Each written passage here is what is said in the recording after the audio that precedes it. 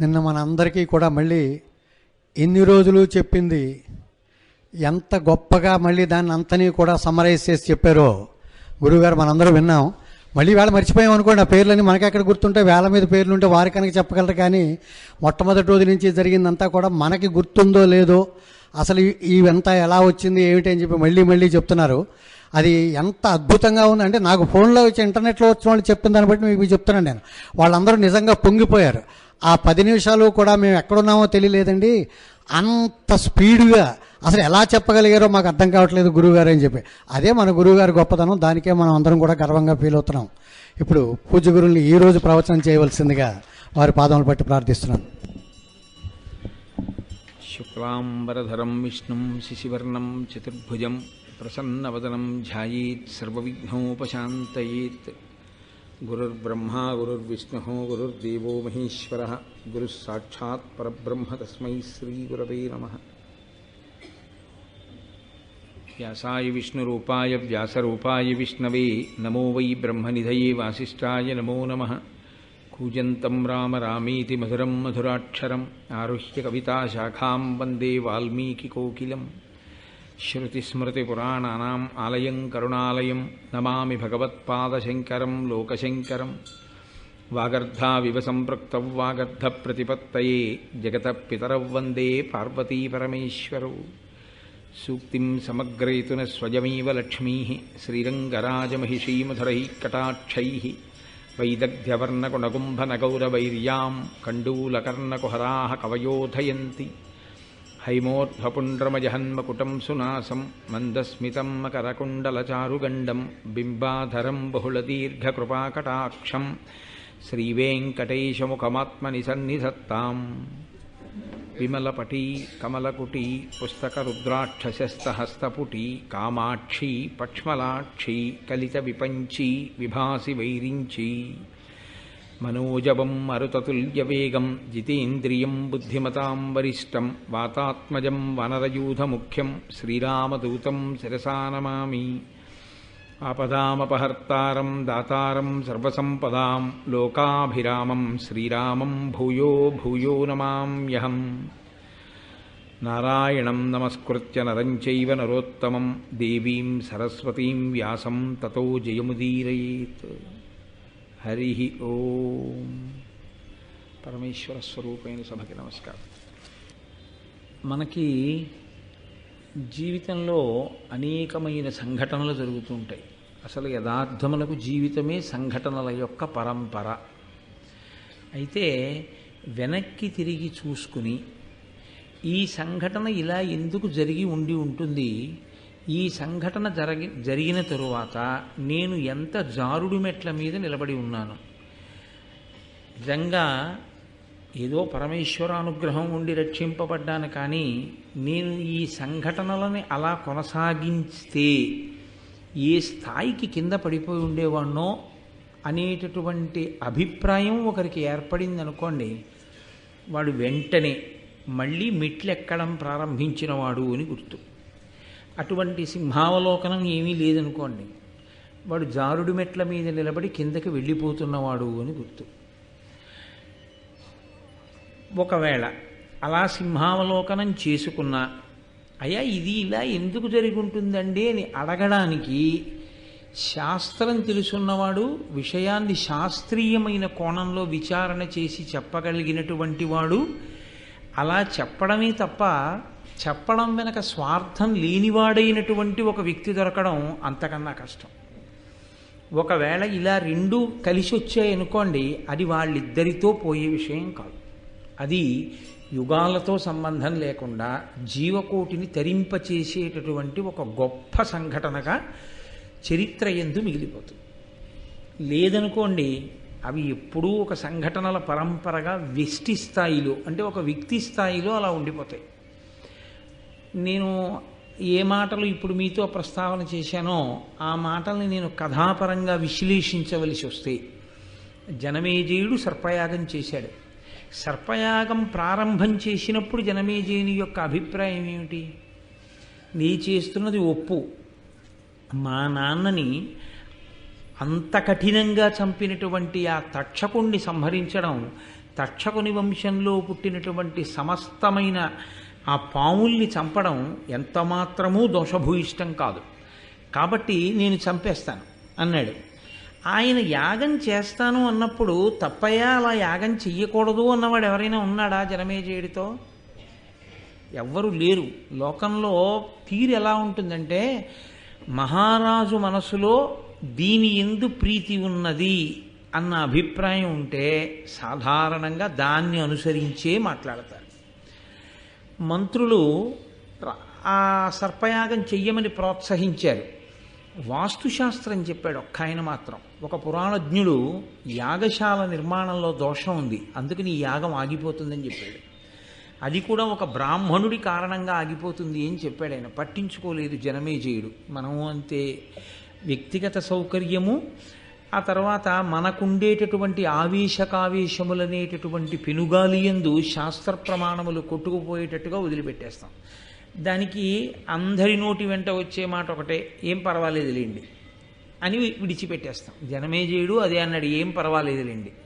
ఎందుకు పర్వాలేదులేండి అంటే, శాస్త్రమా, శాస్త్రధిక్కారము జరిగేటట్టుగా క్రతువు జరుగుతున్నప్పుడు చెయ్యడానికి అక్కడ సంబారములు చేయించేవాళ్ళు ఎంత గొప్పవాళ్ళైనా అది నిలబడుతుందా అంటే, శాస్త్రధిక్కారము చేస్తే నిలబడదు నిరూపించారు. ఆస్తిక మహర్షి వచ్చారు, సర్పయాగం ఆగిపోయింది. నిన్నను నేను మీతో కొన్ని పద్యాలు మనవి చేశాను, ఆస్తిక మహర్షి చదివినటువంటి పద్యాలు. అందులో ఆయన ఒక్కొక్క పద్యంలో ఒక్కొక్క విషయాన్ని స్పృశించాడు. ముందు పరీక్షిత్తుని పొగిడాడు, తర్వాత ఆయన వ్యక్తిత్వాన్ని, జనమేజయుని యొక్క వ్యక్తిత్వాన్ని పొగిడాడు. ఏ కోణంలో? యాగాలు చెయ్యడం, బ్రాహ్మణుల్ని ఆదరించడంలో ఆయన ఎంత గొప్పవాడో చెప్పాడు. తరువాత ఏం చెప్పాడు? లోకంలో అనేక యాగములు జరిగాయి, అందులో సర్వోత్కృష్టమైన యాగములు ఏవి చెబుతూ జనమేజయుని యాగం గురించి కూడా చెప్పాడు.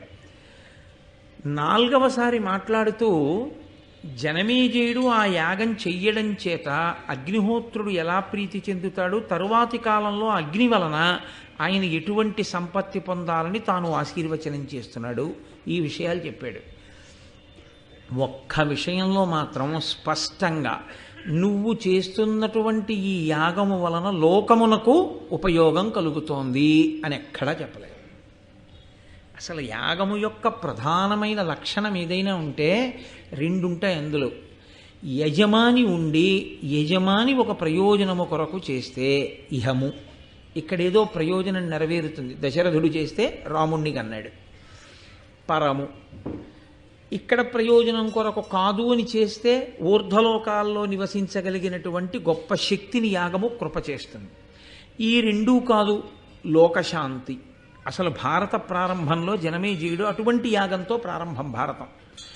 లోకోపకారము కొరకు అందరూ బాగుండాలని చేసేటటువంటి యాగము.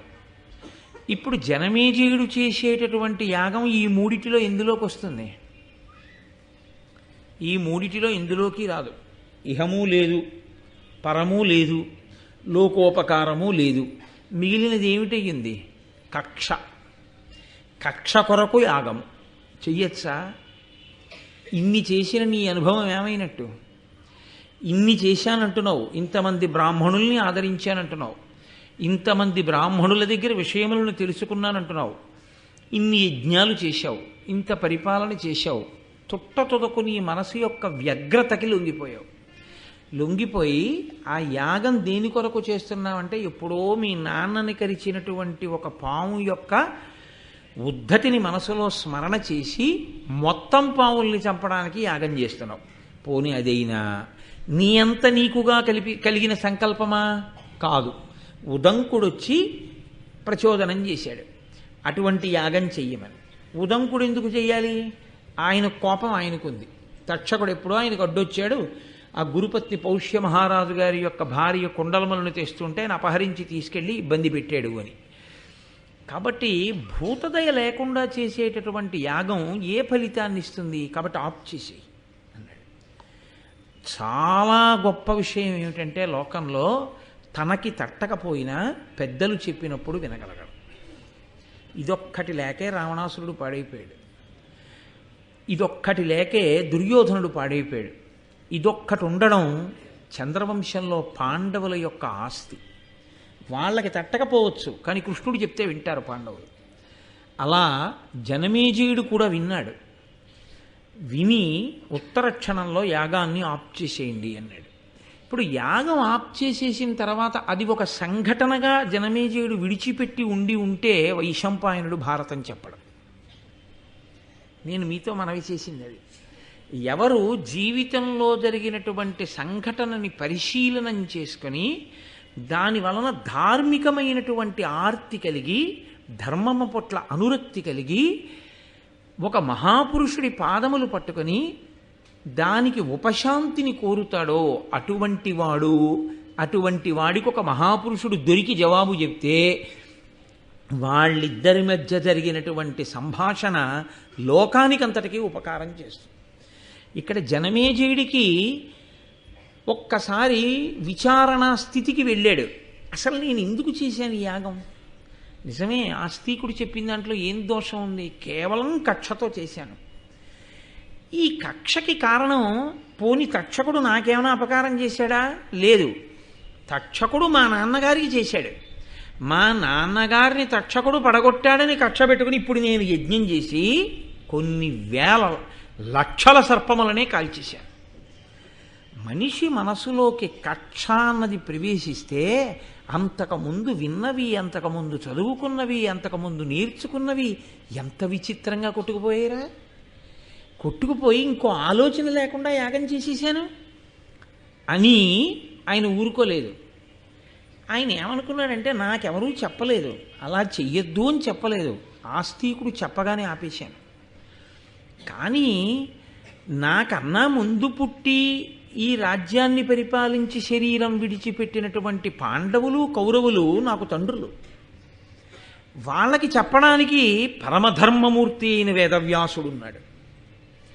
సాక్షాత్ ఆయన ఆత్మబంధువు. ఎందుచేత ఆ మాటకొస్తే అసలు ఆ పుట్టినటువంటి బిడ్డలలో ఆ వ్యాస స్పర్శ లేకుండా సంతానం కలగలేదు అక్కడ.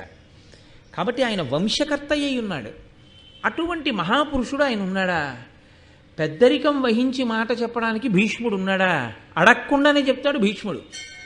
మహాపురుషుడు ఆచార్యుడు ద్రోణుడు ఉన్నాడా? కృపాచార్యుడు ఉన్నాడా?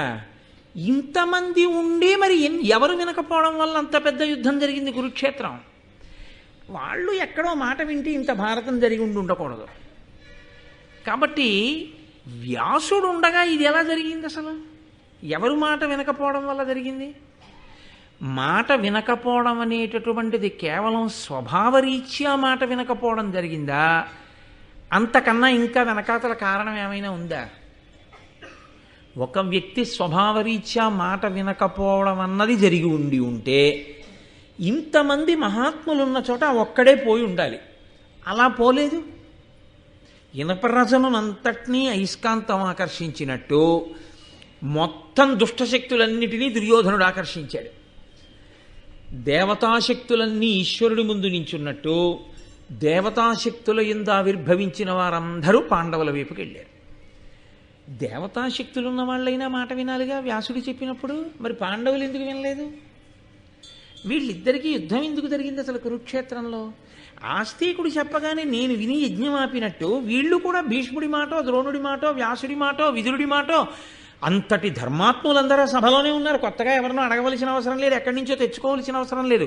ఇవాళ నా అదృష్టం కొద్దీ వ్యాసుడు ఉన్నాడు సభలో అడగడానికి. అప్పుడు వాళ్ళకి ఆ ఇబ్బంది ఏం లేదు. ఎప్పుడూ ఉంటాడు భీష్ముడు, ఎప్పుడూ ఉంటాడు ద్రోణుడు, ఎప్పుడూ ఉంటాడు కృపుడు, ఎప్పుడూ ఉంటాడు విదురుడు. ఉన్నవాళ్ళు ఏదో తినేసి ఉత్తినే కూర్చోరుగా. వాళ్ళు ఎప్పుడూ ధర్మం మాట్లాడుతూనే ఉంటారు. అది బహుశా మా తాతలు చిన్నతనం నుంచి విని ఉండాలి. జనమేజయుడు పరీక్షిత్తు కొడుకు, పరీక్షిత్తు అభిమన్యుడు కొడుకు, అభిమన్యుడు అర్జునుడు కొడుకు. కాబట్టి మా పితృపితామహులు విని ఉండాలి మాట. ఎక్కడొచ్చింది అసలు దోషం? అసలు భారతం ఎందుకు వచ్చింది? కురుక్షేత్ర యుద్ధం ఎందుకు జరిగింది? ఎక్కడ మాట వినకపోవడం అన్నది జరిగింది. ఎవరెవరు మంచి మాటలు చెప్పారు, ఎవరెవరు మాట వినలేదు.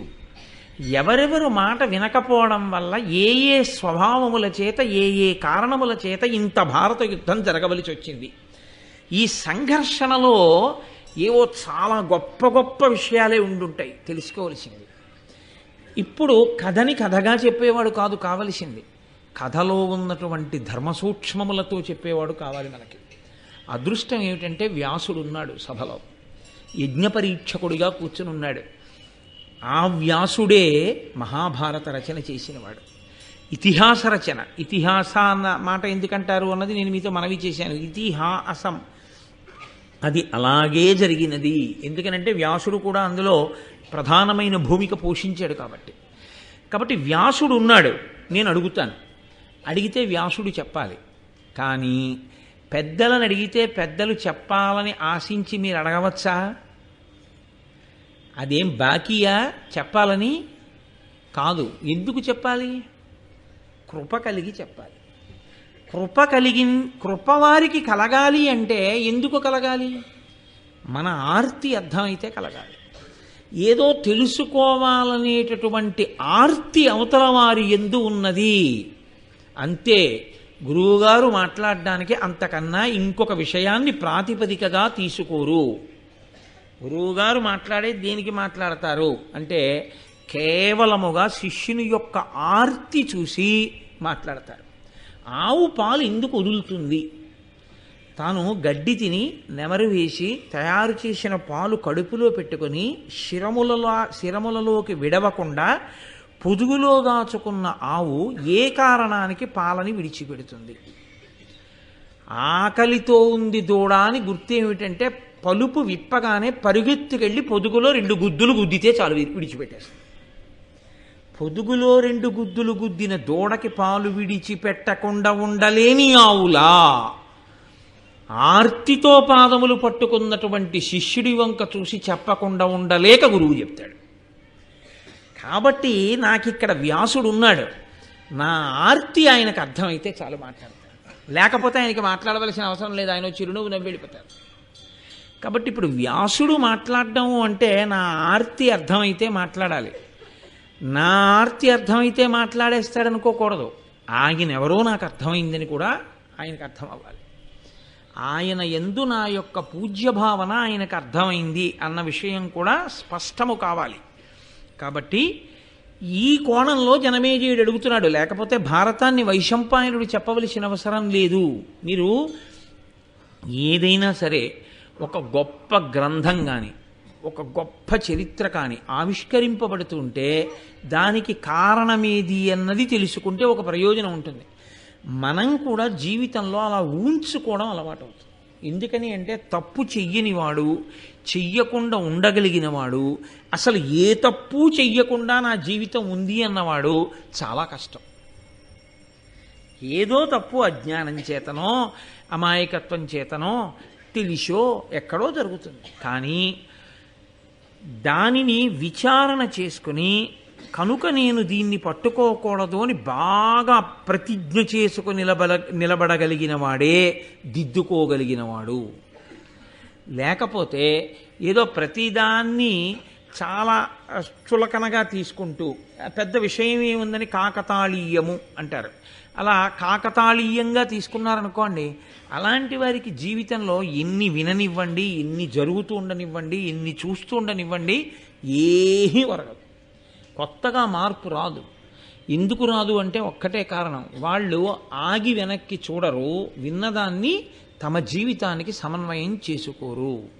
ఈ 2 ఎక్కడ ఉండవో అక్కడ అభ్యున్నతి ఉండదు. అందుకే గురువాక్యము అన్నది ఎటువంటిది అంటే గురువాక్యము వర్షం లాంటిది. శిష్యుడు ఎటువంటి వాడు అంటే మట్టిలో ఉన్న విత్తనం అయితే మొలకెత్తుతుంది, రోటి మీద పడి ఉన్న విత్తనం అయితే మొలకెత్తదు. వాన నీరు ఒకవేళ రోటి గుంతలోకి చేరి అందులోకి విత్తనం తడిసి నానుతూ ఉండిపోయినా ఆ విత్తనం మొలకెత్తదు. ఎందుకంటే ఒక్కటే కారణం, అది బండరాతి మీద ఉన్నది కాబట్టి మొలకలెత్తదు. దానికి సహజంగా మెత్తని మట్టిలో అది లేదు. అదే మట్టిలో ఉన్నటువంటి విత్తనం మీద ఒక్క చినుకు చాలు మహావృక్షమై కూర్చుంది. అలా మహావృక్షము కావడానికి మట్టిలో ఉండడమే విత్తనం యొక్క ప్రధానమైనటువంటి యోగ్యత అయితే, విచారణ చేసుకుని తన జీవితంలోకి విన్న విషయాన్ని అన్వయం చేసుకుని నిలబడగలిగినటువంటి ప్రజ్ఞ ఉన్నవాడెవడో వాడు వేరొక ధర్మరాజు కాగలడు, తనని తాను దిద్దుకోగలడు. దాని కొరకు భారతాది ఇతిహాసములు వచ్చే అందుకు ఇచ్చారు మహానుభావుడు వ్యాస భగవానుడు. ఇది నేను చెప్పకపోతే ఎలా సమన్వయం చేసుకుంటారు వాళ్ళ జీవితాన్ని, ఎలా వాళ్ళని వాళ్ళు దిద్దుకుంటారు? అందుకు ఇచ్చారు. కాబట్టి ఈ సంఘటన జరగడం మీరు కేవలముగా యాదృచ్ఛికము అన్న భావనతో మీరు ఉండకూడదు, నేనుండకూడదు.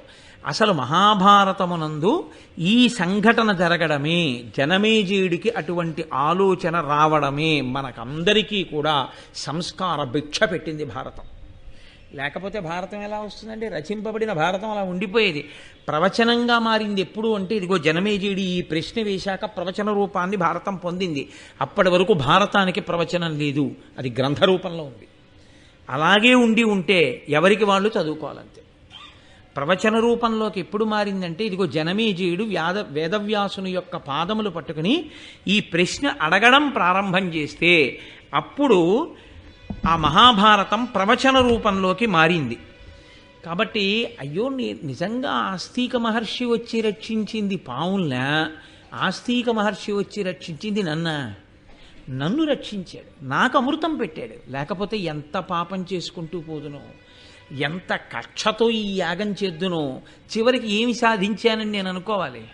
అలా కాకుండా నన్ను రక్షించాడు మహానుభావుడు. ఇది ఆయన మనస్సులో ఉన్న మాట. కాబట్టి ఆయన సభలో ఉన్నటువంటి వేదవ్యాసుణ్ణి చూసి పరమబ్రహ్మనిధిన్ పరాశరసుతున్ బ్రహ్మర్షి ముఖ్యున్ దయాపరు కౌరవ్య పితామహున్ జనహిత ప్రారంభు కృష్ణాజినాంబరు నీలాంబుదవర్ణ దేహు అనురూపప్రాంశు ఉద్యద్దివాకర రుక్పింగ జటాకలాపు గత రాగద్వేషు నిర్మత్సరున్. వ్యాసుడన్న మాట ఒక్కటే వదిలిపెట్టేసి, ఆయన పేరు విడిచిపెట్టేసి జనమేజయుడి గుండెలో వ్యాసుణ్ణి తీసుకొచ్చి చెప్తున్నారు మనకి. జనమేజయుని గుండెలో వ్యాసుని పట్ల ఉన్న పూజ్య భావన. ఒక గురువుగారి దగ్గర కూర్చున్న శిష్యునికి అభ్యున్నతి ఎప్పుడు అంటే గురువుగారి మీద ఆ పూజ్య భావన ఉంటేనే. ఆ పూజ్యభావన గురువుగారి మీద లేని నాడు అది శిష్యుడికి కొత్తగా ఏమీ తీసుకొచ్చి ఇవ్వదు, ఆయనకేమీ ఆర్ద్రత కల్పించదు, సంస్కార బీజములను నాటలేదు. అందుకే పేరు విడిచిపెట్టేశాడు. అసలు విడిచిపెట్టేసి వ్యాసుని గొప్పతనాన్ని స్మరిస్తున్నాడు జనమేజయుడు. పరమబ్రహ్మనిధిన్, సాక్షాత్తు పరబ్రహ్మమే రాశీభూతమై నా కన్నుల ఎదుట కూర్చుని ఉంది. పరాశరసుతున్, పరాశర మహర్షి యొక్క కుమారుడు. బ్రహ్మర్షి ముఖ్యున్, బ్రహ్మర్షులలో ముఖ్యమైనవాడు. దయాపరున్, ఇందుకు కదూ మాట్లాడాలి, దయ కలిగినవాడు. కౌరవ్య పితామహున్, కురువంశమునకంతటికీ కూడా పితామహ స్థానమునందున్నవాడు. జనహిత ప్రారంభు, జనమునకంతటికీ కూడా హితమును కల్పించడము అనేటటువంటి మార్గమునందు అష్టాదశ పురాణములను వేద విభాగమును చేసి లోకానికి 4 మంచి మాటలు చెప్పి జనాన్ని మంచి మార్గంలోకి మళ్లించడం అనేటటువంటి ప్రక్రియని ప్రారంభం చేసిన మహాపురుషుడు. కృష్ణాజినాంబరు, కృష్ణాజినం కట్టుకుని ఉన్నవాడు. నీలాంబుదవర్ణదేహు, నల్లని మేఘం ఎలా ఉంటుందో అటువంటి శరీరంతో ఉన్నవాడు, అటువంటి కాంతితో ఉన్నవాడు. అనురూపప్రాంశు, ఆ పేరుకి తగినటువంటి గుణములు కలిగినటువంటి వాడు. ఉద్యద్దివాకర రుక్పింగ జటాకలాపు, అప్పుడే ఉదయించినటువంటి సూర్యబింబము నుంచి వచ్చేటటువంటి కాంతి ఎలా ఉంటుందో అటువంటి కాంతితో మిరిసిపోతున్నటువంటి ఎర్రని జటలు చుట్టబడినటువంటి ఆ కొప్పు కలిగినటువంటి వాడు. గత రాగద్వేషు, రాగద్వేషములు లేనివాడు. నిర్మత్సరున్, ఏమాత్సర్యము లేనివాడు. అసలు వ్యాసుడన్న మాట ఎక్కడన్నా వాడారా? వ్యాసుడు లోకానికి తెలుసు, జనమేజయుడికి తెలుసు, మీకు తెలుసు, నాకు తెలుసు. కానీ వ్యాసుడు జనమేజయుడి గుండెలో ఎలా ఉన్నాడో ఆ పద్యం చెప్తాడు.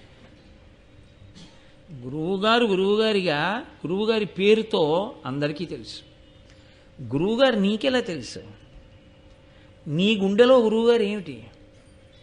ఈ విషయంలో పర్వతం ఎలా చెలించకుండా ఉంటుందో గురువుని నమ్మిన శిష్యుడు అలాగే ఉండాలి.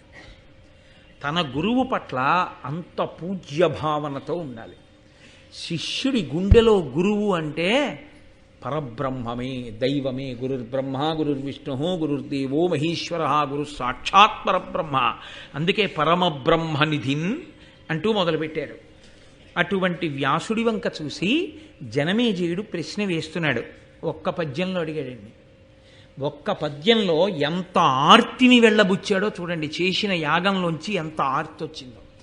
జీవితంలో ఏదో సంఘటనల రూపంలో జీవితం గడిచిపోయినటువంటి వాడికి ఏ విచారణ ఉండదు. ఆలోచించుకోగలిగినటువంటి వాడు, విచారణ చేసుకోగలిగిన వాడిలో ఎంత పరిశీలన ఉంటుందో, ఎంత ఆర్తి ఉంటుందో, ఎంత తాపత్రయం ఉంటుందో జనమేజయుడి పద్యంలో అర్థమవుతుంది. దీనికి వేదవ్యాసుడు జవాబు చెప్పవలసి వచ్చింది. ప్రీతితో మీరును భీష్మాది కురువృద్ధ రాజుల నుండి భూరాజ్య విభవమెల్ల విభాగించి ఇచ్చిన తమ తమ వృత్తులనుండక వీగి పాండు ధృతరాష్ట్రనందనుల్ ధృతి చెడి వారేమి కారణంబున ప్రజాక్షయముగాగ భారత యుద్ధ ఉపార పరాక్రములు చేసిరి మీ పంపు సెయ్యరైరి ఎరిగి ఎరిగి వారి నేల వారింపరు ఇట్టి గోత్ర కలహమేల పుట్టే దీని కల తెరంగు తెలియంగా నా నతియుండు నాకు సన్మునీంద్రవంద్య గొప్ప మునుల చేత నమస్కరింపబడేటటువంటి స్వరూపము కలిగినటువంటి వాడా, ప్రీతితో మీరును భీష్మాది కురువృద్ధ రాజులు ఉండి భూరాజ్య విభవమెల్ల విభాగించి ఇచ్చినన్. పరమధర్మాత్ములు సమస్త శాస్త్రములు తెలిసిన మీరున్నారు. జనమేజయుడు వ్యాసుడిని అడుగుతున్నాడు. పరమధర్మాత్ముడైన భీష్మాచార్యుడున్నాడు, కురువృద్ధులున్నారు. వీళ్ళందరూ కలిసి రాజ్యాన్ని విభాగం చేశారు. ఇవ్వకుండా ఊరుకుని పంచుకోవడానికి దెబ్బలాడుకుంటే అది వేరు. అది ఎలా ఉంటుందంటే ఇదిగో గరుత్మంతుడు తినేసినటువంటి గజగజపాల్లో ఉంటుంది. కానీ ఇక్కడ దెబ్బలాడుకోవడానికి అవకాశం లేకుండా విభజించి ఇచ్చేశారు. ఎవరు విభజించి ఇచ్చారు? పరమధర్మాత్ములు విభజించి ఇచ్చారు. కాబట్టి ఇంకా దెబ్బలాడుకోవడానికి ఏముంది? ఏముండదు. రాజుల నుండి భూరాజ్య విభవమెల్ల విభాగించి ఇచ్చినన్ తమ తమ వృత్తులనుండక వీగి పాండు ధృతరాష్ట్ర నందనుల్ ధృతి చెడి వారేమి కారణంబున ప్రజాక్షయముగాక భారత యుద్ధం అపార పరాక్రములు చేసిరి. వాళ్ళిద్దరికీ ఇచ్చేసిన తర్వాత మళ్ళీ ఆ రాజుల్ని కూడా తీసుకుని ఆ దుర్యోధనుడు ఈ రాజుల్ని కూడా తీసుకుని పాండవులు కురుక్షేత్ర యుద్ధ భూమికి ఎందుకు వెళ్ళారు? మీ మాట విని ఎవరికిచ్చిన రాజ్యం వాళ్ళు ఎందుకు పరిపాలించలేదు? వాళ్ళు ఎందుకు దెబ్బలాడుకున్నారు? అంటే తాను మాట వినడం వల్ల ఎంత గట్టెక్కేశాడో లోపల గుర్తొస్తోంది. కాబట్టి అసలు ఎందుకు వాళ్ళు యుద్ధం చేస్తే ఎందుకంత ప్రజాక్షయం అయిపోయింది? ఎందుకంతమంది చచ్చిపోయారు? భారత యుద్ధం అపార పరాక్రములు చేసిరి మీ పంపు సెయ్యరైరి. మీరు చెప్పిన మాట వాళ్ళు ఎందుకు వినలేదు? ఎరిగి ఎరిగి వారి నేల వారింపరు ఇట్టి గోత్ర కలహమేలా పుట్టే. బంధువుల్లో ఇంత కలహం ఎందుకు వచ్చింది? వాళ్ళని ఎవరూ ఆపలేకపోయారా? దీని కల తెరంగు తెలియంగా అనతియుండు నాకు సన్మునీంద్రవంద్య.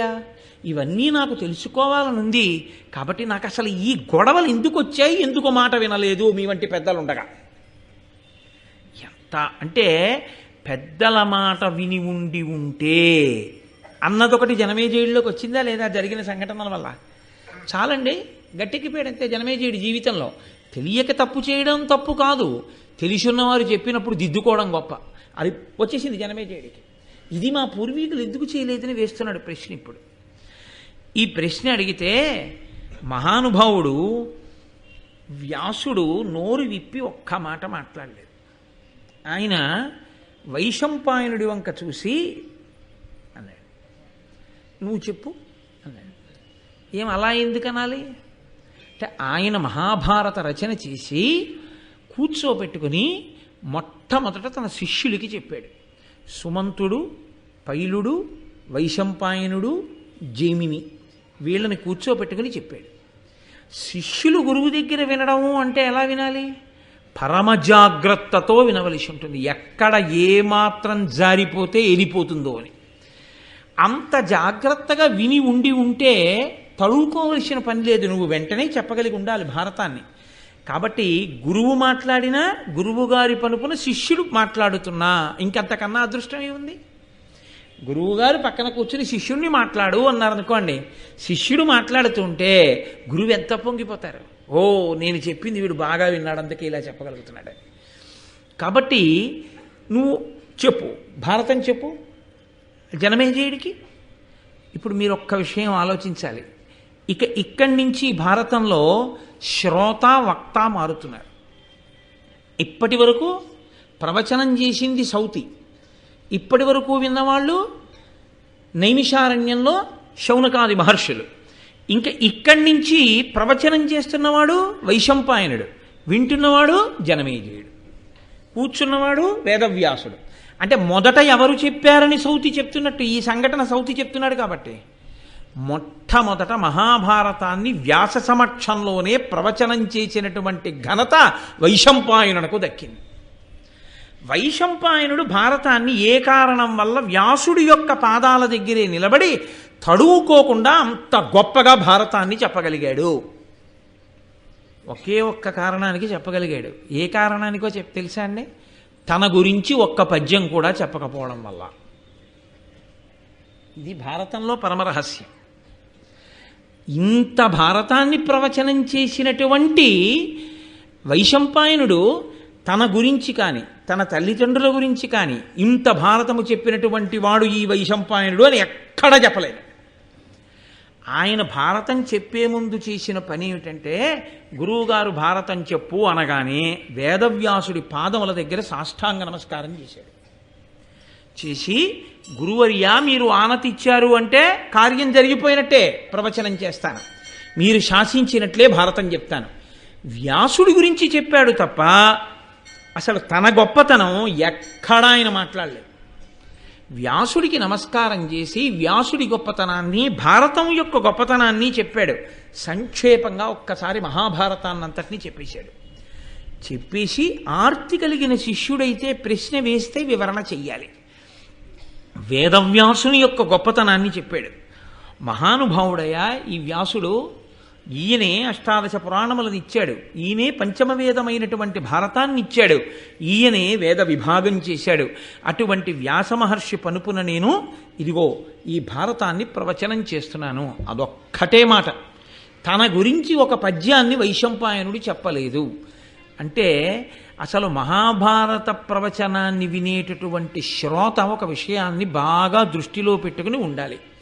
వైశంపాయనునికి అంత కీర్తి, శాశ్వతత్వము దేనివల్ల కలిగాయి? సొంతంగా ఏది చెప్పాలా, వ్యాసుడు చెప్పిందే చెప్పాడు. కానీ వ్యాసుడు చెప్పింది చెప్పడం వల్ల నేను ధన్యుణ్ణనుకుని చెప్పుకుని శాశ్వతుడైపోయాడు తప్ప నేను ఫలానా అని చెప్పుకుని చెప్పలేదు. భగవత్ సంబంధమైనటువంటి విషయాన్ని ప్రవచనం చేసేటటువంటి వాడికి ఉండవలసిన ఏకైక అర్హత ఆ భగవంతుని యందు నిరతిశయమైన భక్తి, భగవత్ కథ రచన చేసినటువంటి ఋషి పాదముల యందు భక్తి. తన గురించి తెలియవలసిన అవసరం లేదు. భారతం మీద ప్రసంగాలు కోటేశ్వరరావు గారు చేస్తున్నారు అంటే కోటేశ్వరరావు గారి బయోడేటా ఏమిటి అన్న విషయాన్ని నేను చెప్పక్కర్లేదు, మీరు వినక్కర్లేదు, అనవసరం. నేను వ్యాస హృదయాన్ని ఏమైనా చెప్పగలనా? వైశంపాయన హృదయాన్ని చెప్పగలనా? నేను నన్నయ్య గారి హృదయాన్ని ఏమైనా నేను చెప్పగలనా? అలా చెప్పగలిగితే, నేను పరమభక్తితో వాళ్ళకి నమస్కారం చేసి కూర్చోగలిగితే అదే నాకు భారతం చెప్పడానికి అర్హత. కాదు, తన గొప్పతనాన్ని కోరుకోకుండా గురువుగారి యొక్క వైభవాన్ని మాత్రమే స్మరిస్తూ గురువుగారి కింకరుడిగా ఇది చెయ్యగలిగిన అదృష్టం నాకు పట్టిందని చేసిన శిష్యుడెవరో వాడు శాశ్వతత్వాన్ని పొందుతాడు, వాడు తరిస్తాడు. తప్ప ఇది నేను చేస్తున్నాననేటటువంటి అహంకార స్పర్శ తగిలితే, గురువు ఎంత గొప్పవాడైనా గురువు పక్కన నువ్వు చేరినా నీవు ఆ అభ్యున్నతిని పూర్ణంగా పొందలేవు. ఇది వైశంపాయనుడు మనకి నిరూపించి చూపించాడు మహాభారతంలో. వైశంపాయనుడే అంత వినయంగా మాట్లాడితే, అంత భారతం చెప్పగలిగిన వాడు ఏ సభలో ఎక్కడ మీరు మీ బయోడేటా చెప్పుకుని మీ క్వాలిఫికేషన్లు, మీ గొప్పతనాలు, మీ బిరుదులు, మీ అక్కర్లేనితనాలు చెప్పుకుని అందుకు నేను భారతం చెప్తున్నానని మీరు చెప్పగలరా? నాకు చెప్పండి. ఇవి ఏం చెప్పి వైశంపాయనుడు చెప్పాడు? అది చెప్పడానికి నువ్వు చదువుకున్న చదువా కారణం? ఒక్క నాటికి కాదు. ఏదైనా అనుగ్రహం అంటూ ఉంటే అది కేవలం పరదేవతానుగ్రహం, కృష్ణానుగ్రహం, వ్యాసానుగ్రహం, కవిత్రయం యొక్క అనుగ్రహం. ఆ భావన లోపల పెట్టుకుని చెప్పిన నాడు, ఆ భావనతో విన్ననాడు గురువు యొక్క అనుగ్రహం పరిపూర్ణంగా కలుగుతుంది. వ్యాస భగవానుని యొక్క అనుగ్రహం మనకి పరిపూర్ణంగా కలుగుతుంది. కాబట్టి ఆయన భారత కథని ప్రారంభం చేస్తూ అన్నాడు, వాసవ ప్రతిముండు వసువను నాతండు చేది భూనాథుండు శిష్టలోక నుతకీర్తి మృగయా వినోదార్థమడవికి జని ఒక్క ముని జనాశ్రమమునందు నిర్వేదమున మహానిష్టతో సన్యస్త శస్త్రుడై తపమొప్ప జలుపుచున్న ఆతని పాలికి అమరగణంబుతో ఇంద్రుండు వచ్చి తానిట్టులనియే. ఒకానొకప్పుడు వాసవ ప్రతిముండు వసువను నాతండు, ఇంద్రుడితో సమానమైనటువంటి బలాపరాక్రమములు కలిగినటువంటి రాజు వసువు అనబడేటటువంటి వాడు.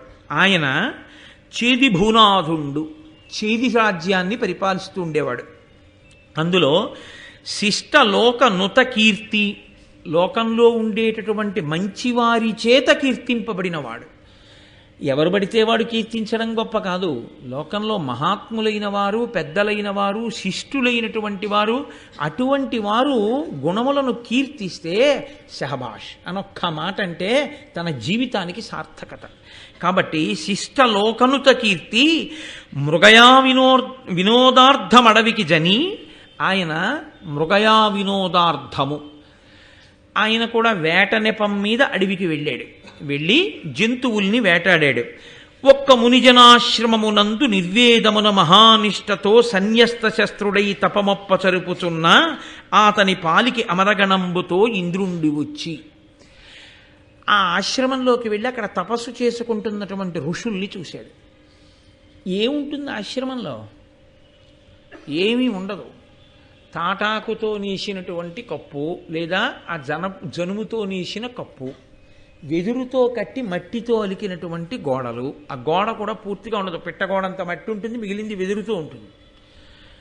కర్రతో చేసినటువంటి ఒక ఆచమన పాత్ర, ఏదో కొద్దిగా కావలసినటువంటి సంభారములు, ఇన్ని పువ్వులు, ఇన్ని పత్రాలు, కాస్త తేనె, 4 పళ్ళు, ఇన్ని దుంపలు తప్ప ఇంకా ఏది అక్కడ భోగ వస్తువు ఉన్నది ఏది ఉండదు.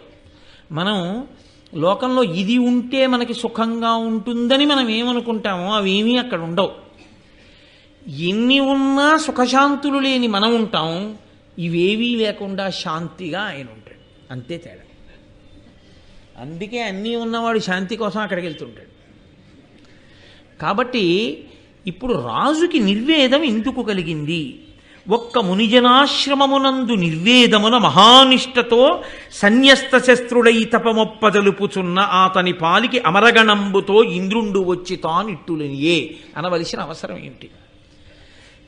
రాజు చూసి అనుకున్నాడు, ఒరే, చేది రాజ్యాన్ని పరిపాలించాను, ఇంద్రుడితో సమానమనిపించుకున్నాను, ఇంత బలపరాక్రమాలున్నవాణ్ణి, కానీ ఏమిటి నేను సాధించింది? అంతఃపురంలో ఉన్నాను, చలువరాతి మేడల్లో తిరిగాను, హంసతూలికా తల్పాల మీద పడుకున్నాను, కానీ శాంతి ఒక్కటే లేదు. ఎప్పుడూ మనసులో బెంగే, ఏదో పీడ గురించినటువంటి ఆలోచనే. ఈయనో పరమేశ్వరుణ్ణొక్కడిని నమ్ముకుని ఇంత తేనె, 4 పళ్ళు, ఇన్ని పువ్వులు, ఇంత పత్రి పెట్టుకుని హాయిగా ఈ కుటీరంలో, ఈ ఆశ్రమంలో ఎంత ప్రశాంతంగా ఉన్నాడు. నేను రాజదండం పట్టు కూర్చుంటే నా చాట్న కొట్టుకుంటున్నారు అందరూ. ఈయన అలా కూర్చుని ఈశ్వరుణ్ణి ధ్యానం చేస్తూ కూర్చుంటే సహజంగా జాతి వైరం ఉన్నటువంటి ప్రాణులు జాతి వైరాన్ని మరిచి చెలిమి చేసి తిరుగుతున్నాయి ఈయన తపప్రభావానికి.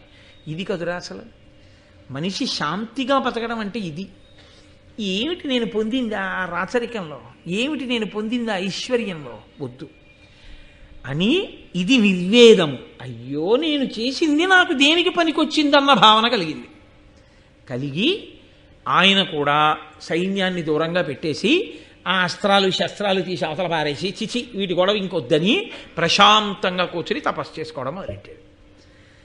చాలా చిత్రమైన విషయం కదండి. మార్పు రావడాన్ని మాట్లాడుతోంది భారతం అని మీరు గుర్తుపట్టాలి. జనమేజయుడు మార్పు దగ్గర మొదలుపెట్టి మార్పు రావడాన్నే మాట్లాడుతోంది ఇంకాన. ఇప్పుడు ఆయన దగ్గరికి ఇంద్రుడు అమరగణములతో వచ్చాడంటే దేవతాగణములతో కూడినటువంటి వాడై ఈయన దగ్గరికి వచ్చాడు. వచ్చి ఒక గొప్ప విమానాన్ని ఒకదాన్ని ఆయన దగ్గర పెట్టాడు. ఉన్నవి కాక కొత్తవి చేర్చాడు. చూడండి, అది విచిత్రం. ఇచ్చి అన్నాడు, నీవు నాకు సఖుడవు, ఇక నుంచి కేవలం భూమి మీద గొప్పతనం కాదు, ఈ విమానంలో నువ్వు స్వర్గలోకానికి వస్తుంది. కాసేపు నా దగ్గర 2-3 రోజులు ఉంటుండు, వెళ్ళిపోతావు. ఇప్పుడు పెదవులతో పిలవడం ఒక ఎత్తు, గుండెతో పిలవడం ఒక ఎత్తు. ఎప్పుడైనా మా ఊరు వస్తే ఒకసారి రండి అనడం వేరు, మీరు ఎలా అయినా ఖాళీ చేసుకుని మా ఇంట్లో 2 రోజులు ఉండేటట్టుగా రండి అనడం వేరు కాదు. మా ఊరు వస్తే రండి అన్నప్పుడే అర్థమైపోయింది. మన పని మీద ఏమైనా పెడితే ఒకసారి ఆయన ఇంటికి వెళ్ళాలి, ఉంటే ఉంటాడు నాకు తెలియదు. మీరు ప్రయత్నపూర్వకంగా మా ఇంటికి రండి 2 రోజులు, ఈ ఊళ్ళో 2 రోజులు మా ఇంట్లో ఉండి వెళ్ళాలి మీరు, తప్పదు అన్నాడు అనుకోండి, గుండెలతో పిలుస్తున్నాడని గుర్తు కదండి. కాబట్టి ఇంద్రుడు ఈయన పొందిన శాంతికి మిచ్చి ఇవన్నీ ఇస్తున్నాడు. ఇప్పుడు ఇంకా శాంతి ఉంటుందా? ఇంకా కొత్త అల్లర్లు ప్రారంభమవుతాయా? కొత్త అల్లరే ప్రారంభమవుతుంది. కాబట్టి ఇప్పుడు బాహ్యంలో గొప్ప వైభవాన్ని కృప చేస్తున్నాడు. ఒక దివ్య విమానాన్ని ఇచ్చి ఏదో మీరు అప్పుడప్పుడు మా దగ్గరికి వచ్చి స్వర్గలోకంలో కాసేపు కూర్చుండి ఉండండి అంటే ఎలా పెడతాడు? ఒక దివ్య విమానం ఇచ్చాడు. ఈ విమానంలో స్వర్గలోకానికి వచ్చేస్తే ఓ 2-3 రోజులు మా దగ్గర ఉండి సంతోషంగా గడిపి పెడుతుందరు. కానీ అంతేకాదు, నీకు ఈ మణి సువర్ణ విమానంతో పాటుగా నీ శరీరానికే ఒక దివ్యత్వం ఇచ్చేస్తున్నాను. ఇక నీకు కొత్త దేదీప్యమానమై దివ్యత్వముతో కూడినటువంటి శరీరమును పొంది ఉంటావు. వాడని పద్మాలతో కూడినటువంటి మాల ఒకటి నీకు ఇస్తున్నాను. అది వేసుకుని ఉంటే నీకు శత్రువులైనటువంటి రాజులు నీ మీద విడిచిపెట్టేటటువంటి బాణములు అసలు నీ శరీరానికి వచ్చి తగలవు. అది నిన్ను అలా కాపాడుతుంటుంది. ఆ పద్మాలు ఎన్నటికీ వాడిపోవు, అలాగే అవి ఎప్పుడు గుబాళిస్తూ ఉంటాయి. అటువంటి మాల ఇస్తున్నాను. దీనితో పాటుగా దుష్ట శిక్షణ శిష్ట రక్షణ చెయ్యడానికి నీకు వేణు ఇష్టిని కూడా ఇస్తున్నాను. అంటే ఒక వెదురు కర్ర ఒకటి ఇస్తున్నాను. అది ఒక దివ్యమైన వెదురు కర్ర. ఆ కర్ర నువ్వు చేత్తో పట్టుకుంటే దుష్టులను శిక్షించగలవు, శిష్టులను రక్షించగలవు. కాబట్టి ఇదిగో ఇవన్నీ నీకు ఇస్తున్నాను. కాబట్టి నువ్వు చక్కగా సంతోషంగా కాలం గడుపు. ఇప్పుడు దేవేంద్రుడు ఏ సంవత్సరంలో ఏ తిథి నాడు తనకి ఇవన్నీ ఇచ్చాడో జ్ఞాపకం పెట్టుకుని ఆ తిథి నాడు ఒక ఉత్సవం చేస్తుండేవాడు. ఈ మాలని, ఈ విమానాన్ని, ఈ వేణుయష్టిని ఇవన్నీ నాకు ఇంద్రుడు కృప చేసిన రోజు అని ఇంద్రోత్సవము అని పేరు పెట్టి ఇంద్రపరంగా ఒక ఉత్సవం చేస్తుండేవాడు. ఘనముగా ఇంద్రోత్సవమునరించు మహీపతులకు ఒగి ఆయుర్వర్ధనమునగు పెరుగు సంతతి అనవరతము ధరణి ప్రజకు అభివృద్ధియగున్.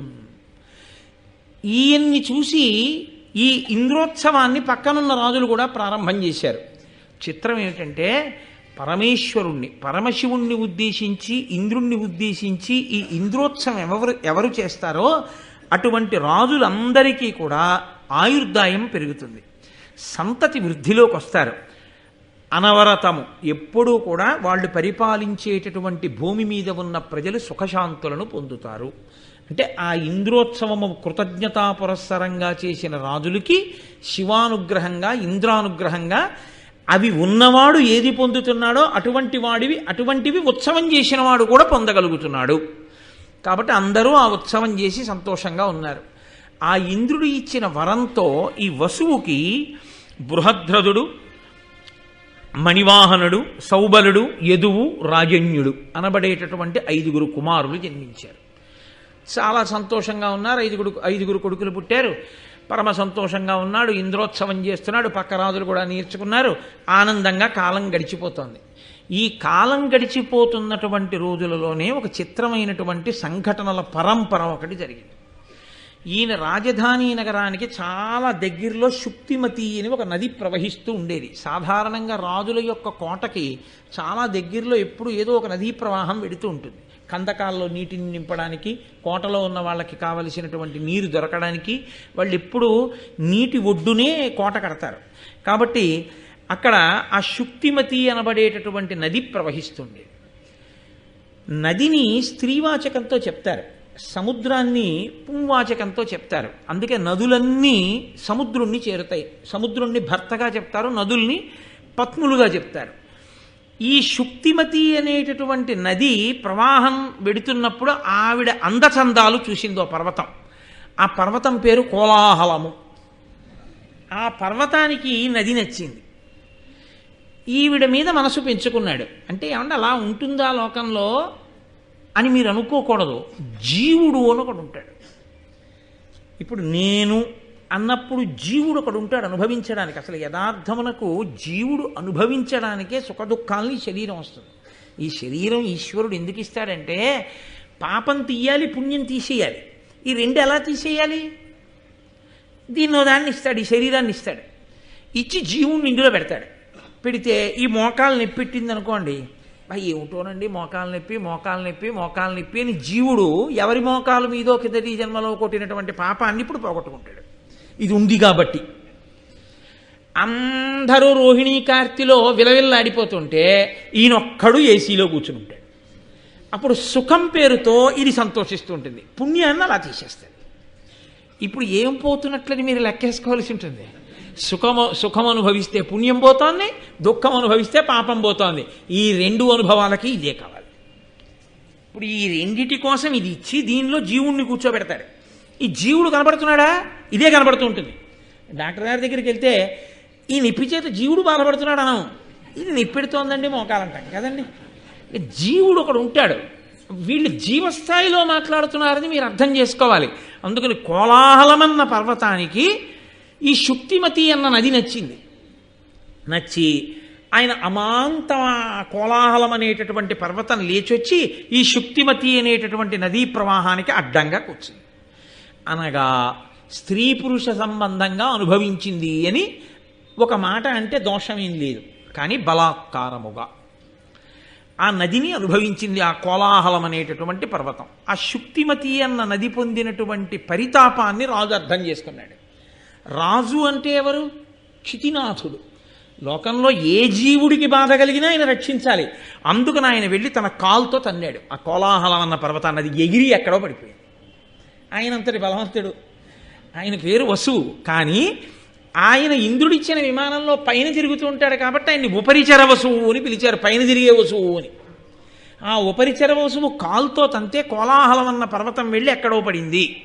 అంటే మీరు ఇందులో ఒక విషయాన్ని బాగా గమనించాలి. ఏదో కథ కింద వినడం కాదు. రాజు అనగా ఎంత ధర్మాన్ని పాటించి ప్రాణుల యొక్క గొప్పతనాన్ని చూస్తూ ఉంటాడో, సమస్త ప్రాణుల యొక్క క్షేమాన్ని రాజు ఎలా చూడాలో చెప్తోంది. కాబట్టి ఎవరో నోరున్న మనిషి కాడు. నదికి ఆపదొస్తే ఆ పర్వతాన్ని తన్నాడు. కానీ ఆ పర్వతం ఈ నదితో సంగమించినటువంటి కారణం చేత ఆ నదికి ఓ కొడుకు పుట్టాడు, ఓ కూతురు పుట్టింది. వాళ్ళు మనుష్య శరీరంతో పుట్టారు. ఇది ఈశ్వరాజ్ఞ. దీనికి కారణం ఏమిటి అన్నది నేను మీకు బాగా అర్థం కావలసిన స్థితి ఒకటి వస్తుంది. అక్కడ నేను మీకు చెప్తాను. మహాభారతం ధర్మమే మాట్లాడుతుంది ఎప్పుడు. ఇప్పుడు ఆ పుట్టినటువంటి కొడుకు పేరు సుపదుడు, ఆ పుట్టినటువంటి ఆడపిల్ల పేరు గిరిక. ఆ నది అంది మహానుభావుడు అదిగో ఆ ఉపరిచరవసు వచ్చి కాలుతో తన్నాడు కాబట్టి ఆ కోలాహలం అన్న పర్వతం ఎక్కడో పడింది. నాకు అదిగో ఆ కోలాహలం అన్న పర్వతం వల్ల ఓ కొడుకు కూతురు పుట్టారు. వీళ్ళని రాజుకు అప్పచెప్పేస్తానని రాజుకి ఇచ్చేసింది కానుకగా. ఇస్తే రాజు ఇందులో ఈ గిరిక యొక్క అందచందాలు చూసి సంతోషించి తాను పెళ్లి చేసుకున్నాడు. ఈ పిల్లవాడు ఉన్నాడే సుపదుడు, వీణ్ణి తన సేనాపతిగా నియామకం చేశాడు. ఇప్పుడు శుక్తిమతి నదికి పుట్టినటువంటి కొడుకు ఉపరిచర వసువు యొక్క సేనాపతి. శుక్తిమతి నదికి కోలాహల పర్వతానికి పుట్టినటువంటి కూతురు గిరిక ఉపరిచర వసువుకి భార్య. ఇక్కడ మీరు కొంచెం విశాల హృదయంతో జాగ్రత్తగా వినవలసి ఉంటుంది. లేకపోతే వ్యాస భగవానుడికి నన్నయ్య గారికి ఇంత చాలా తక్కువ స్థాయిలో రచన చెయ్యవలసిన అగత్యం పట్టిన వాళ్ళు కారు వాళ్ళు అన్న పవిత్ర హృదయంతో వినవలసి ఉంటుంది. ఈ గిరిక అందచందాల మీద రాజు యొక్క మనసు నిలబడింది. ఎప్పుడు నిలబడి ఉంది? ఆమె ఋతుమతి అయి ఉన్నది ఒకసారి. అప్పుడు ఈయన పితృదేవతలు పిలిచి, ఉపరిచర వసువు యొక్క పితృదేవతలు పిలిచి, నీ భార్య ఋతుమతి అయి ఉన్నది, అందుకని నీవు వెళ్ళి ఆమెకి మాంసాహారమును తెచ్చి పెట్టు అన్నారు. నేను దాపరికం లేకుండా ధర్మాన్ని మాట్లాడవలసి వస్తే మీతో ఒక విషయాన్ని నేను ప్రస్తావన చేయవలసి ఉంటుంది. బ్రహ్మచర్యము అని శాస్త్రంలో ఒక మాట. ఈ బ్రహ్మచర్యము అన్నది గృహస్థాశ్రమ ప్రవేశాత్ పూర్వ బ్రహ్మచర్యము ఒకటి ఉంటుంది. గృహస్థాశ్రమ ప్రవేశం తర్వాత కూడా బ్రహ్మచర్యం ఉంటుంది. ఎలా ఉంటుంది అంటే సంతానమును పొందడం అనేటటువంటిదే ప్రధానమైన ప్రయోజనం గృహస్థాశ్రమానికి. కాబట్టి సంతానమును పొందడానికి అత్యంత యోగ్యమైన కాలము ఋతుస్నాత అయిన భార్యా సంగమము కనుక ఋతుస్నాత అయి భార్య ఉన్న కాలంలో భర్త ఎక్కడికో వెళ్ళిపోడు, భార్య దగ్గరే ఉంటాడు. అది ఆయనకి ధర్మం, అది పతి ధర్మం, ఇది పత్నీ ధర్మం సత్సంతానము కొరకు. ఎందుకంటే వివాహము ప్రజాపత్యర్థం కాబట్టి ఆమె యొక్క బలం, ఆమె యొక్క శక్తి బాగా ఉంటేనే మంచి పిల్లవాడు లోపల తయారవుతాడు. ఆమె ఋతుమతి అయ్యింది కాబట్టి, క్షత్రియుడివి కాబట్టి వేటాడి మాంసం తెచ్చి ఆవిడికి పెట్టు. ఆమె ఋతుస్నాత అయిన తరువాత నువ్వు సంగమిస్తే మంచి సంతానం కలుగుతుంది. అది ఆంతరవాక్కు. అందుకని పితృదేవతలు చెప్పిన మాట విని ఉపరిచర వసువు వేటకెళ్ళాడు. వేటకి వెళ్ళి ఆయన జంతువుల్ని వేటాడుతున్నాడు. ఆయన మహానుభావుడు, సామాన్యుడు కాడు. నన్నయ్య గారు ఆయన్ని అమోఘవీర్యుడు అని పిలిచారు. అమోఘవీర్యుడు అంటే ఏ కారణము చేత కూడా నిష్ప్రయోజనమయ్యేటట్టుగా వీర్యము స్ఖలనమయ్యేవాడు కాడు అని దాని అర్థం. అయితే ఈ మాటని నేను మీకు బాగా అర్థం అవడానికి ఒక ఉపమానంతో చెప్తే మీరు తేలిగ్గా పట్టుకోగలుగుతారు. నేను ఎక్కువ దాని గురించి ప్రసంగం చెయ్యక్కర్లేదు. ఒక మహానుభావుడు తెల్లవారుజామున 5 గంటలకి కూర్చుని ఇలా ఆసనం వేసుకుని వెన్నుపాము నిటారుగా పెట్టి భ్రూమధ్యమునందు చూసి జపం చేసుకోవడం మొదలు పెడితే రాత్రి 9 గంటలకి కన్నులు విప్పి ఒక పావుగంట అయి ఉంటుందా అని అడిగాడు ఆయన. అడిగితే తెల్లవారుజామున 5 గంటలకు కూర్చున్నారు మీరు జపానికి, ఇప్పుడు రాత్రి 9 అయింది అంటే మీరు 16 గంటలు జపం చేశారు, మీరు పావుగంట అయిందా అని అడుగుతున్నారు. అంటే ఇప్పుడు ఇది నాకెలా ఉంటుంది నాలాంటి వాడికి? అమోఘం రా మహానుభావుడు, 16 గంటలు అసలు కూర్చున్నవాడు కూర్చున్నట్టు ఇలా ఎలా ఉన్నాడు జపం చేస్తూ? అంతసేపు కూర్చుని పైగా పావుగంట అయిందా అని అడిగాడా? అలా ఎలా ఉండిపోయాడండి ధ్యానంలో అని ఆయన గురించి నేను ఆలోచించినప్పుడు నా స్థాయిలో నాకు ఆయన్ని ఏమంటాను? మహానుభావుడండి బాబు, నిజంగా అలా ఎలా కూర్చున్నాడండి అంటాను. ఎందుకని? నేను అలా ఉండలేను కాబట్టి నాకు ఆయన మహానుభావుడు కదండి. నేను కూడా అలా ఉండగలను అనుకోండి, నేను 17 గంటలో 18 గంటలో కూర్చోగలను అనుకోండి. అలా నాకు జపం చేసినప్పుడు పావుగంటలాగో 10 నిమిషాలలాగో అనిపిస్తుంది అనుకోండి, కొన్ని గంటలు జపం చేసిన అప్పుడు నేను ఏమంటాను? ఓ నవ్వు నవ్వి ఊరుకుంటాను. అది సహజమని, ఎందుకని నాకు తెలుసు కాబట్టి కదా. అలా నిష్కారణముగా వీర్యము స్ఖలనమయ్యి ఆ వీర్యము ప్రయోజనము లేకుండా పతనమైపోవడం అనేటటువంటి అలవాటు లేని ఒక మహాపురుషుడి గురించి విన్నప్పుడు సామాన్యులకి అయ్యి బాబు అలా ఉంటుందా అనిపించవచ్చు. కానీ ఆయన అమోఘ వీర్యుడు అన్న మాటకు అర్థం అంతే. ఇప్పుడు మీరు పట్టుకోగలిగారు, అంతకన్నా ఇంకా నేను వ్యాఖ్యానం చేయక్కర్లేదు. కాబట్టి అట్టటి అమోఘ వీర్యుడైనటువంటి మహానుభావుడు ఉపరిచర వసువు వేటకి వెళ్ళాడు. ఋతుస్నాత అయిన భార్యా సంగమము ఆయన ధర్మం. అందుకని భార్య యొక్క అందచందాలని మనసులో తలుచుకున్నాడు. ఆమెని మనసులో తలుచుకోవడం ఉత్తమ పురుష లక్షణం. కేవలము భార్య యందు మాత్రమే కామము కలిగి ఉంటే ఆయన ఉత్తమ పురుషుడు అని గుర్తు. కాబట్టి ఇప్పుడు ఉపరిచర వసువు యందు దోషం పట్టడం ఎంత మాత్రమూ తప్పు కాదు. పైగా భార్య ఋతుస్నాత సంగమకాలం, అందుకని ఆయన భార్య అందచందాల్ని స్మరించాడు. హఠాత్తుగా వీర్యము స్ఖలనమైంది. ఆయన అమోఘ వీర్యుడు, అది నిష్ప్రయోజనము కారాదు. అందుకని చిరగని ఆకుదొప్పలోకి పట్టి దాన్ని ముడివేసి పెంపుడు డేగని పిలిచి, వేటకెళ్ళేటప్పుడు కుక్కల్ని డేగల్ని తీసుకెళ్తారు, పెంపుడు డేగని పిలిచి దాని మెడలో కట్టి పట్టుకెళ్ళి నా భార్యకి ఇచ్చేయి అన్నాడు. ఇప్పుడు ఈ డేగ వెళ్ళిపోతోంది. పావురాలు ఇవి పూర్వం పెంపుడు పక్షులు వెళ్ళే వీళ్ళకి, అది వెళ్ళిపోతోంది. ఆ వెళ్ళిపోతున్నటువంటి సమయంలో వేరొక డేగ చూసింది. దాన్ని చూసి దాని మెడలో వేలాడుతున్నటువంటి ఆ ఆకుపొట్లాన్ని మాంసఖండం అనుకుంది. అనుకుని ఆ డేగ ఈ డేగతో ఆ మాంసం కోసం యుద్ధం మొదలెట్టింది. ఈ రెండూ కలిసి కొట్టుకోవడంలో దాని మెడలో కట్టినటువంటి ఆ ఆకు దొప్పతో కూడిన పొట్లం పగిలిపోయింది. ఆయన అమోఘ వీర్యుడు కదండి, ఆయన సామాన్యుడు కాడు, మహాపురుషుడు. ఎట్టి పరిస్థితుల్లో అది దుర్వినియోగం అవ్వదు. ఇప్పుడు అది వెళ్ళి ఒక సరోవరంలో పడింది. ఆ సరోవరంలో పడినప్పుడు అందులో అద్రిక అనబడేటటువంటి ఒక చేప ఉంది. ఆ చేప ఎవరు? ఆవిడ ఒక అప్సరస. ఆవిడ ఉద్ధతితో ప్రవర్తిస్తే చతుర్ముఖ బ్రహ్మగారు శాపవాక్కు విడిచిపెట్టారు, నువ్వు ఇంత ఉద్ధతితో ప్రవర్తిస్తున్నావు కాబట్టి శాప వైపుట్టు అన్నారు. ఆవిడ వెళ్ళి ఆయన కాళ్ళ మీద పడింది, తప్పైపోయింది, నాకు ఎప్పుడు శాప విమోచనం అంది. సృష్టిలో ఎన్నడూ జరగని రీతిలో శాపవయ్యుండి కూడా ఇద్దరు మనుష్యులకి ఏనాడు జన్మనిస్తావో ఆనాడు నీకు శాప విమోచనం అన్నాడు. ఇప్పుడు చిత్రమైన సందర్భం ఒకటి జరిగి తీరాలి, లేకపోతే ఆవిడికి శాప విమోచనం జరగదు. ఇది వెనక నడిపించేవాడు ఒకడున్నాడు, బ్రహ్మగారి మాట నడుస్తోంది, ఈశ్వరుడు అన్నవాడొకడున్నాడు, వాడు నడిపిస్తున్నాడు ఇవన్నీ. ఇప్పుడు ఈ ఆకు దొప్ప పొట్లం చెరగడం వల్ల ఉపరిచర వసువు యొక్క వీర్యం 2 బిందువులు నీటిలో పడుతుండగా 2 చుక్కల్ని కూడా ఈ అద్రిక అనే చేప తలెత్తి ఏదో అనుకుని మింగింది. అది స్త్రీ శరీరంలోకి ప్రవేశించడంలో లోపల 2 బిడ్డలు పెరిగారు. ఈ చేప 10 నెలల తర్వాత మత్స్యకారులకు దొరికింది. అబ్బో ఎంత పెద్ద చేపో, ఎంత పెద్ద కడుపో అని ఆ చేప కడుపు కోసేశారు. ఎప్పుడైతే 2 మనుష్యులకు జన్మనిస్తుందో అప్పుడు ఆమెకి శాప విమోచనం. కాబట్టి అద్రిక నాకు 2 పిల్లలు పుడితే నేను మళ్ళీ అప్సరసనైపోవచ్చని ఆవిడ చూస్తోంది. ఆవిడ కడుపులోంచి ఒక మగపిల్లవాడు, ఒక ఆడపిల్ల పైకొచ్చారు. వచ్చిన మగపిల్లవాడి పేరు మత్స్యరాజు, ఆయన మత్స్యదేశానికి అధిపతి అయ్యాడు. ఆడపిల్ల పేరు మత్స్యగంధి, ఆమె ఎక్కడ నిలబడితే అక్కడి నుంచి యోజనం దూరం పాటు చేపల వాసన కొడుతూ ఉంటుంది. కాబట్టి ఆమెని మత్స్యగంధి అన్నారు. చేప కడుపులోంచి వచ్చింది కదండి. ఈ మత్స్యగంధిని మాత్రం దాశరాజు అనబడేటటువంటి వ్యక్తి, పడవలు నడిపేటటువంటి మత్స్యకారుల కుటుంబానికి చెందినటువంటి వాడు, ఆయన పిల్లని పెంచుకొని యమునా నది ఒడ్డున ఆమెను నించోపెట్టి వచ్చేపోయే యాత్రికుల్ని పడవలో యమున దాటించు అని చెప్పాడు. ఆ పిల్ల అక్కడ నిలబడి వచ్చే వాళ్ళని పడవ దాటిస్తోంది. దాటిస్తుండగా పరాశర మహర్షి వచ్చారు. పరాశర మహర్షి అంటే ఎవరు? వేదవ్యాసుని కన్న తండ్రి, మహానుభావుడు, శక్తి మహర్షి యొక్క పుత్రుడు. అంతటి మహాపురుషుడు తీర్థయాత్రకి వెళ్ళాడు.